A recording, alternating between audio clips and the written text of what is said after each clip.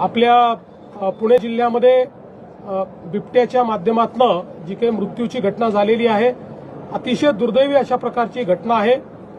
एकीकडे काही भागांमध्ये वाघाच्या माध्यमातून आणि विशेषतः या भागामध्ये तर बिबट्याच्या माध्यमातून खूप मोठ्या प्रमाणात अशा प्रकारच्या घटना घडतायत। मुळात एक अंदाज असा आहे की जवळपास 1300 बिबट त्या ठिकाणी आता पूर्ण म्हणजे पुणे जिल्हा असेल, लगतचा नगर जिल्हा असेल, या सगळ्या भागांमध्ये आज त्यांचं विचरण चाललेलं आहे। आणि म्हणून या ठिकाणी आता आम्ही केंद्र सरकारशी चर्चा करतो आहोत। आता माझं प्राथमिक बोलणं आलं आणि मी आता परत केंद्रीय वनमंत्री मोदयांची चर्चा करतो आहे।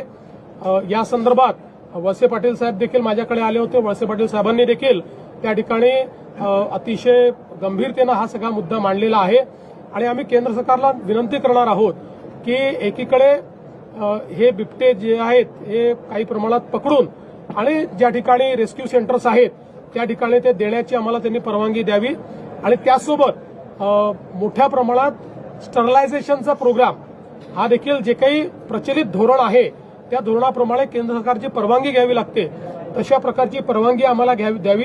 कारण आता जो काही आपल्याकडे जंगलाचा किंवा बाकी जो एरिया आहे त्याच्या तुलनेत ही संख्या मोठी झालेली आहे आणि म्हणून स्टरलायझेशनचा देखील एक प्रोग्राम हातामध्ये घेण्याच्या संदर्भात आम्हाला त्यांनी परवानगी द्यावी। आणि अर्थातच ज्यावेळी एखादा बिबट हा नरभक्षी होतो त्यावेळी आवश्यकता असेल तर त्याला पुट डाऊन करण्याची पण परवानगी दिली जाते।